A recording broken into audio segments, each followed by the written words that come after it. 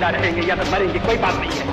बात कुछ सही बात यह है, अहम बात यह है, आखिर में हमारी कामयाबी होगी। हिंदुस्तान आजाद।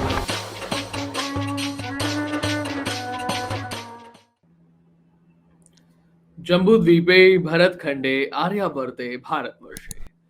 राजनीति की मैं बात करूं उससे पहले जरा एक बात ये सुनिए कि अगर आप किसी नए शहर में जा रहे हैं या फिर किसी मॉल पे गए, किसी मंदिर में गए, कहीं रेलवे स्टेशन पर हैं, कहीं एयरपोर्ट पे हैं और अचानक से आपका कोई दोस्त आपको मिल जाए, वो अपने काम से जा रहा है, आप अपने काम से जा रहे हैं, तो कितनी देर तक आप उसके साथ में बात कर पाएंगे? जितना आपका मार्जिनल टाइम है, हो सकता है 5 मिनट, 10 मिनट, 15 मिनट, 20 मिनट, आधा घंटा।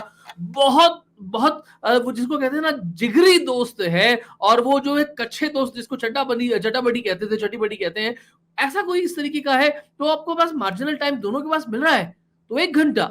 लेकिन क्या वाकई में अनायास हुई मुलाकातों के बारे में अगर आप अपने जहन में सोचेंगे तो कितनी देर आज तक आपने बातें की हैं? और अगर हम पॉलिटिक्स की बात करें, राजनीति की बात करें, तो मैं कई बार अपने कई वीडियोस में कहता हूं कि पॉलिटिक्स में, राजनीति में कभी भी कुछ इत्तेफाक नहीं होता है, अनायास नहीं घटित होता है। और अगर अनायास घटित हो जाता है तो बहुत कम समय के लिए होता है, 10 मिनट, 15 मिनट, 20 मिनट, अगर कोई श्लोक मिल गए हैं तो बात हो जाएगी, इसके अलावा नहीं होता है। लेकिन अभी एक तस्वीर जो है वो चर्चा में है, ममता बनर्जी जिसमें दिख रही हैं, जगदीप धनखड़ जिसमें दिख रहे हैं, जो अब उपराष्ट्रपति पद की उम्मीदवार हैं, पहले पश्चिम बंगाल के राज्यपाल रहे हैं, और उसमें साथ साथ में असम के मुख्यमंत्री हेमंत बिस्व शर्मा दिख रहे हैं। और जो उनकी बॉडी लैंग्वेज है, उस बड़ी लैंग्वेज से ऐसा लग रहा है कि ये लोग तो बड़े खाटी दोस्त हैं, इनके बीच में कभी कुछ गलत हो ऐसा तो सोचा ही नहीं जा सकता, जिस रिलैक्स पोजीशन में वो लोग हैं। अब ये रिलैक्स पोजीशन है या ये आपको दिखाने के लिए बनाई गई है, या इसके पीछे का भी कुछ खेल है? हो सकता है कि इसके पीछे का कोई खेल नहीं है, क्योंकि समाचार पर्टिकुलरली हमारे पास में उस तरीके का नहीं है कि खेल क्या है। लेकिन एक खेल जो हमें नजर आ रहा है वो ये है कि ममता बनर्जी एक मुखर पॉलिटिशियन है। वो किसी भी बात के लिए बहुत आसानी के साथ में, बहुत तेजी के साथ में कोई बात कह जाती है। लेकिन राष्ट्रपति पद के लिए जिस यशवंत सिन्हा को, जिनका नाम ममता बनर्जी ने खुद आगे बढ़ाया, जब आखिरी बैठक थी विपक्ष की जिसमें यशवंत सिन्हा के बारे में बात होनी थी, ममता बनर्जी उसमें नहीं जाती हैं। और न केवल ममता बनर्जी बल्कि टीएमसी के किसी भी बड़े नेता का यशवंत सिन्हा के बारे में अब कोई बयान आना पर्टिकुलरली बंद हो गया है। और दूसरी बात, वो जगदीप धनखड़ पिछले 2 ढाई साल से, बल्कि पूरे 5 साल ही सही, पूरे 5 साल से जिन्होंने परेशान किया हुआ है, और पिछले 2 ढाई साल से संवैधानिक आधार पर सरकार को, यानी कि ममता बनर्जी को नीचा गिराने की हर संभव कोशिश जो संवैधानिक दायरे में रह करके जगदीप धनखड़ कर सकते थे वो उन्होंने की है। यानी कि भाजपा से ज्यादा राजनीतिक लड़ाई ममता बनर्जी से जगदीप धनखड़ ने लड़ी है, और इसलिए दोनों आपस में एक दूसरे को अच्छे तरीके से गरियाते रहते हैं। 2 एग्जांपल्स मैं आपको बता सकता हूं। अभी कुछ समय पहले जो एक टाइपोग्राफिकल एरर बताई गई, जिसमें कैबिनेट का जो सत्र है पश्चिम बंगाल में टीएमसी का, ममता बनर्जी का, वो रात को 2 बजे बुलाने की बात हो गई। बेसिकली उसमें 2 PM जो है वो छपना था, उसकी जगह 2 AM छप गया। और उसके बाद में राज्यपाल जगदीप धनखड़ जी ने ये कहा कि चूंकि ये ऐसा है, और ट्वीट किया उन्होंने कि इतिहास में पहली बार ऐसा होने जा रहा है जब कोई कैबिनेट सत्र रात को 2 बजे आहूत किया जाएगा, आयोजित किया जाएगा। इतने इसके बाद में, उसके बाद में ज्वाइंट सेक्रेटरी जो है वो पश्चिम बंगाल के, उनका मैसेज आता है कि ये टाइपोग्राफिकल एरर है और इसे आप प्लीज ठीक करें, और हम जो है इसे उसी तरीके से पढ़ें जो एक्चुअली पढ़ना चाहिए। यानी कि ये रात को 2 बजे नहीं बल्कि दिन के 2 बजे, दैट इज 2 PM होगा, ना कि 2 AM। हम एक अलग चिट्ठी भेज रहे हैं, आप उससे संज्ञान में लीजिए। तब इसके बारे में जगदीप धनखड़ बिल्कुल क्लियरली मना कर देते हैं कि ये नहीं हो सकता, बिकॉज फर्स्टली आप इसके बारे में कॉम्पिटेंट अथॉरिटी नहीं है, इसलिए आप नहीं बोले तो बेहतर है। और दूसरा, कैबिनेट इसकी जो संस्तुति करती है उसके आधार पर ही हम कोई बात कर सकते हैं, तो कैबिनेट संस्तुति करेगी तो होगा। और उसके बाद में कैबिनेट ने जब तक चिट्ठी नहीं लिखी, संस्तुति नहीं करी, तब तक जगदीप धनखड़ ने ये बात नहीं मानी। दूसरी बात, इस समय भारत में कई जगह चल रहा है, कई स्टेट्स में चल रहा है कि राज्यपाल जो है, जो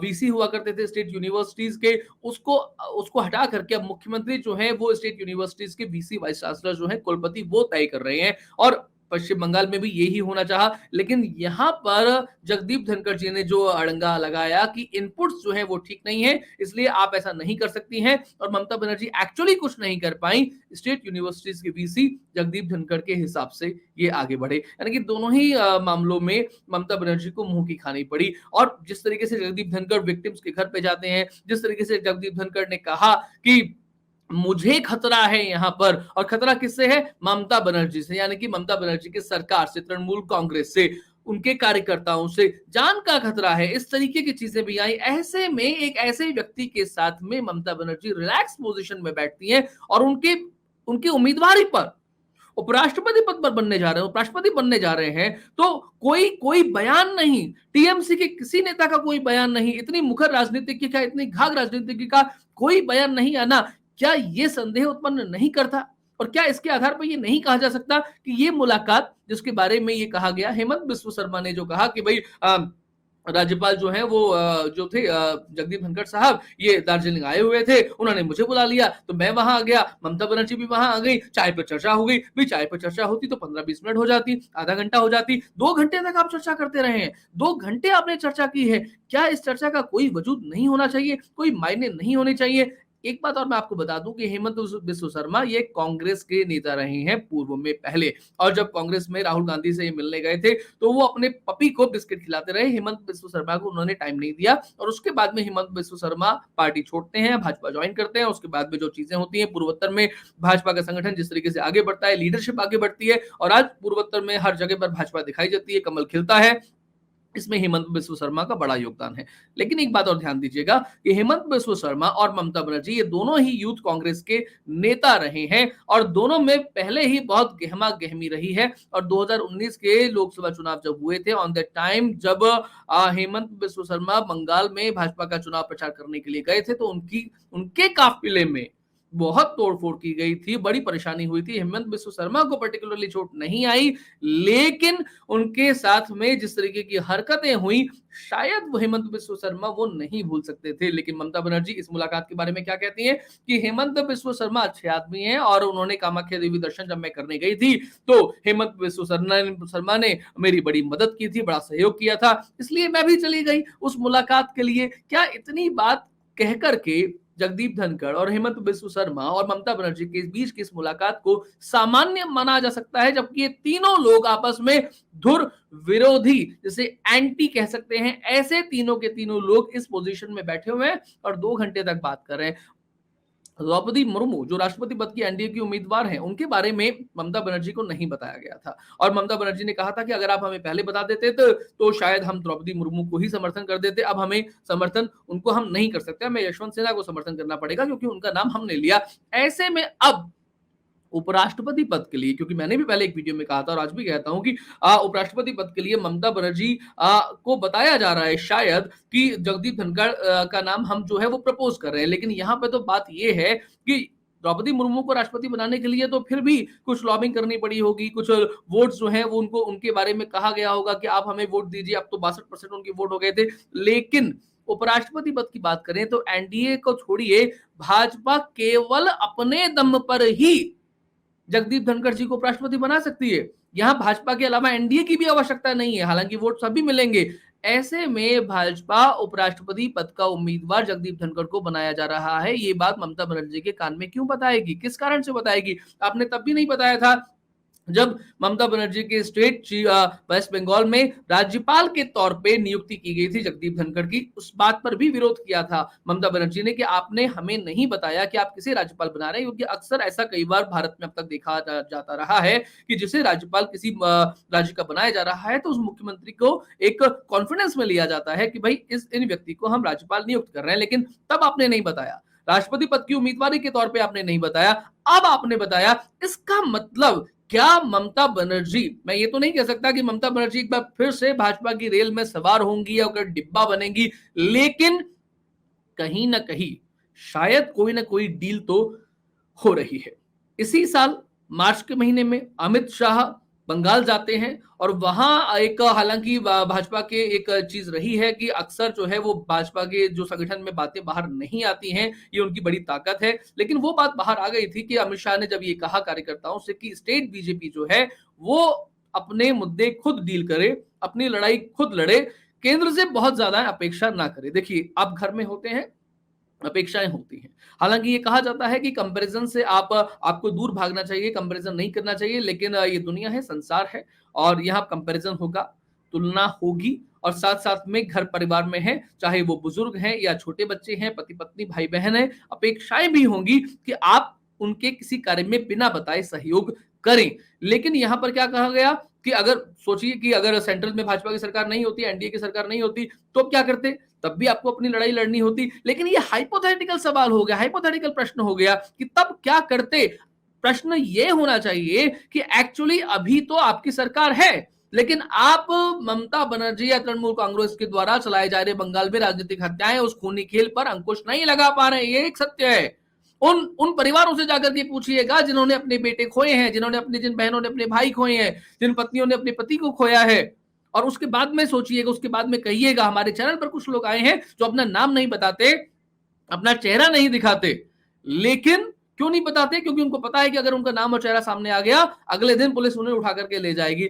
ऐसे में उन परिवारों के पास जाकर के आप ये कहेंगे कि भैया आपको अपनी लड़ाई खुद लड़नी पड़ेगी, हमने थोड़ी कहा था। ये मेरे साथ में भी हो सकता है इसी तरीके से कि अगर मुझे तो किसी ने नहीं कहा, किसी भाजपा ने, किसी राष्ट्रीय स्वयंसेवक संघ ने, किसी बजरंग दल, किसी विश्व हिंदू परिषद के किसी और दल ने, कि भाई किसी संगठन ने, कि आप जम्मू टॉक्स पे इस तरीके की विचार रखिए, राष्ट्रवादी विचार रखिए, अखंड हिंदू राष्ट्र जम्मू द्वीप की बात करिए, और ऐसे में फिर भी अगर आप ये कर रहे हैं तो अपने दम पर कर रहे हैं, तो अपनी लड़ाई खुद लड़िए। तो शायद अगर कुछ मेरे साथ में होता है, कोई गलत बात होती है, तो मैं किस तरीके से अपेक्षा करूं? हाँ, हो सकता है कि वो दल आ जाए साथ देने के लिए, हो सकता है कि संगठन आ जाए, लेकिन नहीं आए तो नहीं भी आए, क्योंकि हमें अपनी लड़ाई खुद लड़नी है। ये निर्णय हमारा अपना था, लेकिन अपेक्षाएं तो होती हैं, और उन परिवारों को भी भाजपा से अपेक्षा हुई होगी, लेकिन भाजपा ने ये क्लियर किया कि हम कुछ नहीं कर सकते। ना राष्ट्रपति शासन लगा, ना कानून व्यवस्था की स्थिति ठीक तरीके से सही हुई, ना वहां पर राजनीतिक हत्याएं होनी आज तक भी बंद हुई,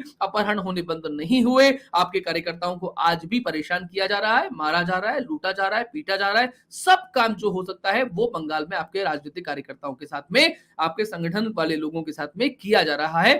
भाजपा कुछ नहीं कर पा रही है, लेकिन शायद भाजपा का शीर्ष नेतृत्व तो ये देख रहा होगा और सोच रहा होगा कि हम कुछ नहीं कर पा रहे, तो हम क्या कोई डील करके इस खूनी खेल से राहत प्राप्त कर सकते हैं। तो शायद ऐसा हो सकता है कि ये जो एक मीटिंग है, इस मीटिंग में भाजपा और ममता बनर्जी दोनों की तरफ से, क्योंकि ममता बनर्जी भी परेशान है, क्योंकि उनके लिए, उनके परिवार के लिए अभिषेक बनर्जी हो या कोई और सेंट्रल एजेंसी, चाहे वो ईडी हो या सीबीआई हो या इनकम टैक्स हो, उनके वो जिस रडार पर आ गई हैं, वो अब एक प्रिलिमिनरी स्टेज नहीं है, बल्कि वो उन एजेंसीज की, सेंट्रल एजेंसीज की एडवांस स्टेज पर रडार पे आ चुकी हैं। आगे कभी भी कोई भी चीज हो सकती है उनके विरुद्ध।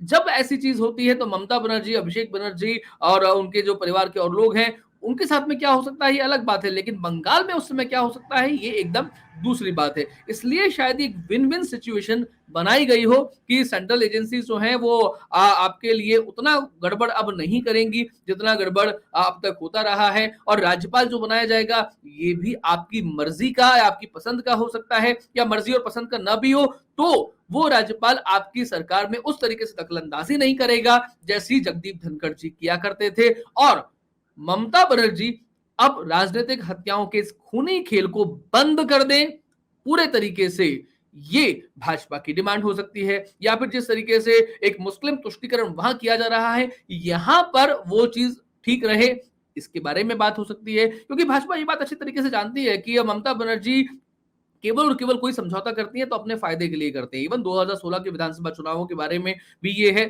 जब तीस्ता वाटर ट्रीटी हुई थी भाजपा, भारत और बांग्लादेश के बीच में, उस समय ममता बनर्जी के साथ में भाजपा जो है वो आई थी, और उस समय वो अकेले चुनाव जो है वो लड़ सकती थी, लेकिन किस तरीके से चीजें हुई, और भाजपा को, भारत को ये लगा था, सरकार को ये लगा था कि अगर ममता बनर्जी साथ आती है तो तीस्ता वाटर ट्रीटी जो है वो बांग्लादेश के साथ में हो जाएगी, अन्यथा नहीं हो पाएगी।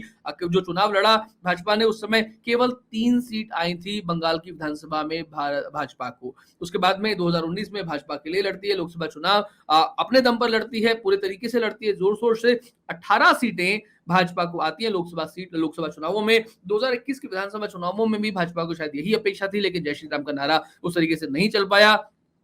भाजपा को उतनी सीट 3 से लेकर के वो 90 तक जरूर पहुंची और बहुत सारे लोगों को तोड़ा भी गया। तृणमूल कांग्रेस से उनके अध्यक्ष जो है उन समेत बहुत सारे लोग भाजपा में शामिल हुए।